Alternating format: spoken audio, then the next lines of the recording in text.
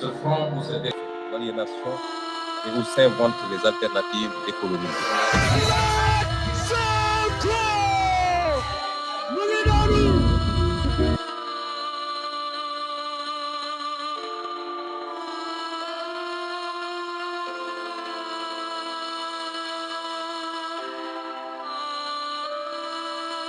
Un patriote, serviteur de l'État.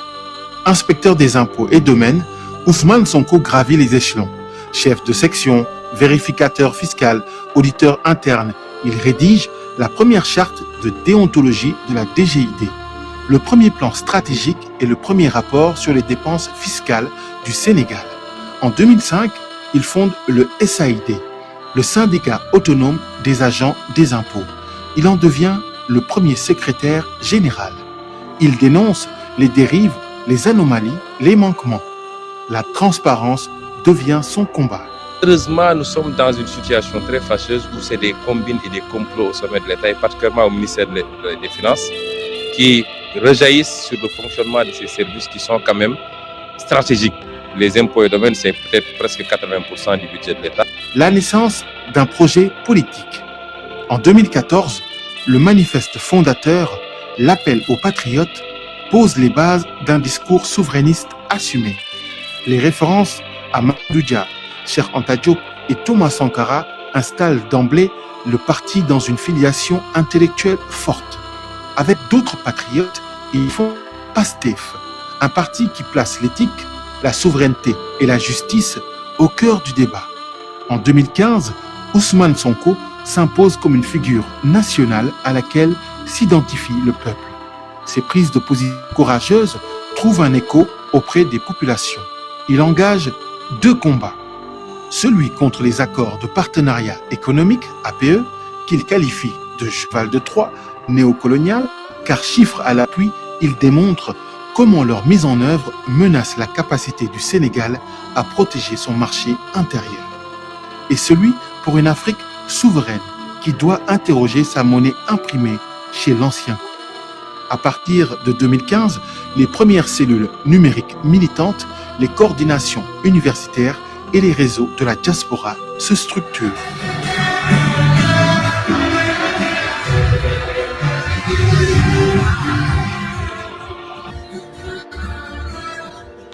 La radiation, première tentative de musellement. Même si je faisais l'objet d'une radiation, il ne peut pas gagner. Il a déjà perdu ce combat. Et chaque acte qu'il pose révèle le véritable visage de l'homme. Nous nous battrons pour le principe. Un conseil de discipline va se prononcer. Lui va prendre un décret qu'on peut attaquer en première instance, en appel. Il continue sa lutte pour davantage de transparence dans la gestion des fonds publics et de l'argent du contribuable. Il défend les intérêts nationaux et dénonce les mauvaises politiques publiques. Il s'investit particulièrement dans les questions de transparence et de bonne gouvernance. Sa position radicale et sa lutte contre la prévarication des deniers publics conduisent le pouvoir d'alors à le radier de la fonction publique par décret présidentiel numéro 2016-1239. La Cour suprême que l'ex-inspecteur des impôts et des domaines avait saisi. Son recours a été rejeté. Pour rappel, c'est le 26 août 2016 qu'Ousmane Sonko avait été radié de la fonction publique par décret. C'est le début d'une belle histoire, l'histoire de la résistance, l'histoire d'un homme qui a refusé de plier et qui fait face pour défendre les intérêts du peuple sénégalais. L'ascension politique. En 2017, Ousmane Sonko intensifie la réflexion intellectuelle et la conscientisation des masses. Il publie Pétrole et gaz au Sénégal, un livre qui expose les failles de la gouvernance des ressources naturelles par le pouvoir en place. La même année, il devient député. Le peuple découvre un homme libre, rigoureux, méthodique et intransigeant. En 2018, il présente Solutions pour un Sénégal nouveau. Le projet qui éveille les consciences, il est le symbole fédérateur des patriotes. Le mouvement devient masse. Il entame une tournée de la diaspora, États-Unis, Canada, Europe. La diaspora se lève. En France, il remplit la salle mythique du Pullman à Saint-Denis lors d'un grand rassemblement de la diaspora où des milliers de patriotes venus de toute l'Europe montrent une Afrique tournée vers son destin. Les cadres sénégalais se mobilisent autour de Sonko et le MONCAP, mouvement national cadre, voit le jour. Le projet poursuit son chemin et la diaspora devient un pilier financier et centre stratégique de communication. Les tentatives de musellement se multiplient, mais Ousmane Sonko, appelé affectueusement Pros par les patriotes, reste debout. Il est droit résolument vers la prochaine échéance électorale, la présidentielle 2019. Man Ousmane Sonko maa ngi wax peuple sénégalais que je suis officiellement candidat à l'élection présidentielle 2019. Les mouvements comme JPS, Mojib, MONCAP, Magou Pastef, qui ont aussi joué un rôle important dans cette histoire collective, prennent forme. Le projet, une force majeure qui marque la présidentielle 2019. Plus jeune candidat parmi ceux à la course, il termine troisième avec 15,67% des suffrages. Il fait une percée spectaculaire. Pastef s'impose comme la principale force d'opposition. Le discours souverainiste du président du parti retient l'attention des jeunes. Les jeunes répondent à l'appel « Patriotes, levons-nous ». En janvier 2020, le parti célèbre son anniversaire dans une ambiance de montée en puissance. Les coordinations se renforcent, la communication se professionnalise, l'implantation dans les communes s'approfondit. Pastef s'impose progressivement comme la première force militante numérique du Sénégal et l'opposition la plus mobilisatrice.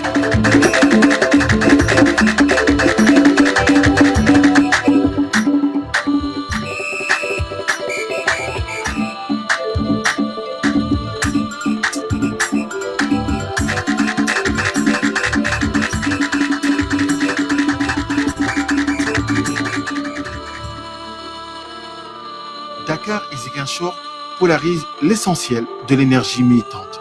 Les deux villes deviennent le symbole d'une opposition profondément enracinée. 14 structures partageant la même vision fusionnent au sein de Pastef après 2019. La dignité dans l'épreuve. En 2021, Ousmane Sonko, devenu un opposant gênant, fait l'objet d'un complot politique visant à le disqualifier définitivement de toute élection au Sénégal. Il est accusé dans le cadre de ce complot, mais lors du procès, les incohérences apparaissent au grand jour. Son arrestation déclenche des manifestations de grande ampleur dans plusieurs villes du Sénégal. La jeunesse est déterminée à faire face, à faire bloc, à refuser l'injustice et la dérive autoritaire. Nous sommes là aujourd'hui pour lancer un message fort au président Macky Sall, pour lui dire que nous n'accepterons pas aujourd'hui que Sonko soit sacrifié comme on l'a fait avec les autres opposants.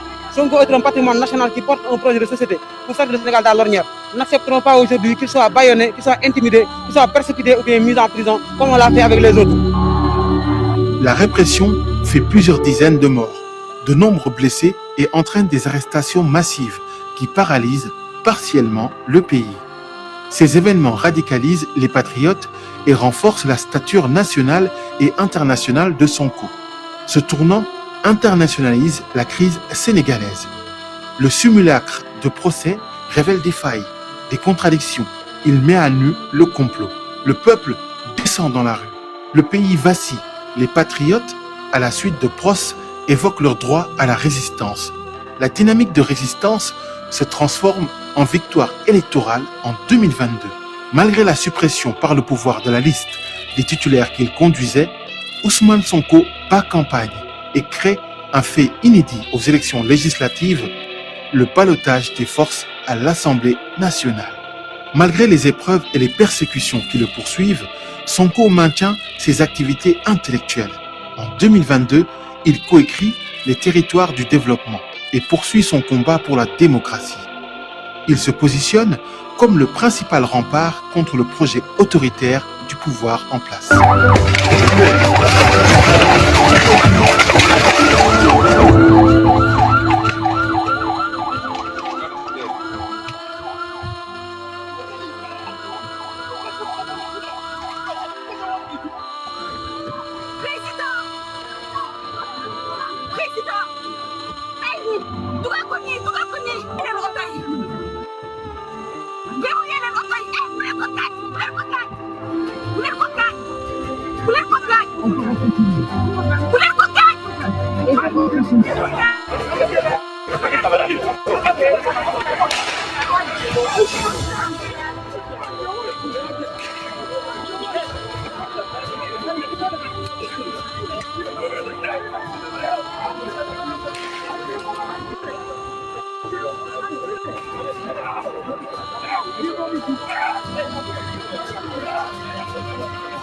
Le génie politique de Sonko, le triomphe historique. L'année 2023 est marquée par une escalade répressive sans précédent. Le président de PASTEF est violenté et arrêté après 56 jours de siège autour de son domicile. Face à la montée en puissance de Sonko, les procès se multiplient. Les manifestations se heurtent à une répression sévère, une répression sanglante. Plusieurs jeunes sont tués, certains mutilés, des responsables arrêtés et les restrictions médiatiques se durcissent. PASTEF est dissous. Sonko est emprisonné. Mais depuis sa cellule, il parle au peuple, qui entame une nouvelle forme de résistance avec le mythique refrain « Sonko Namnal ». Scandé partout, dans les quartiers, sur les plages, dans la diaspora, le peuple tient debout. Radié des listes électorales, empêché de se présenter, Sonko part pourtant l'avenir. Dans des vidéos prémonitoires, il désigne un homme, Bassirou Diomaye Faye. Bassirou Diomaye Faye, la table. Sonko Moy Diomaye trouve immédiatement l'adhésion du peuple, qui place une confiance inébranlable en Ousmane Sonko. Le 24 mars 2024, Bassirou Diomaye Faye est élu président de la République dès le premier tour, avec plus de 50% des suffrages exprimés. Une victoire historique pour PASTEF, une revanche démocratique portée par le président Ousmane Sonko. En avril, Bassirou Diomaye Faye devient officiellement président et nomme Ousmane Sonko Premier ministre. Le mouvement entre alors dans une phase nouvelle, celle de la gouvernance, de la transformation institutionnelle et de la mise en œuvre concrète du projet. Avec en ligne de mire ses combats fondateurs, la souveraineté monétaire, la renégociation des accords économiques, la restauration de la dignité nationale. Les ressorts, un succès inédit, l'héritage d'une révolution assumée. De Saint-Louis à Ziguinchor, de Dakar à Tambacounda, de la DGID à la primature, des territoires du Sénégal à la diaspora, des salles de classe aux salles de meeting, Ousmane Sonko a tracé un chemin fait de rigueur, de courage et de sacrifice. Un chemin qui change le Sénégal, une posture qui le place parmi les 20 personnalités les plus influentes du monde. PASTEF a révolutionné la communication politique sénégalaise. Par un usage pionnier des réseaux sociaux, le parti a imposé dans le débat public un discours souverainiste structuré qui continue d'inspirer une génération entière. L'histoire du président Ousmane Sonko est devenue celle d'une mobilisation populaire ininterrompue, celle d'une jeunesse qui a assuré une vigie citoyenne, l'écho de lutte panafricaine contre l'asservissement. L'histoire de PASTEF, c'est l'histoire d'Ousmane Sonko, c'est le destin d'un patriote, le souffle d'un peuple. 2026, le congrès, le premier congrès historique, un tournant décisif pour la révolution. Son gardien veille. PASTEF, un parti, une histoire qui s'écrit.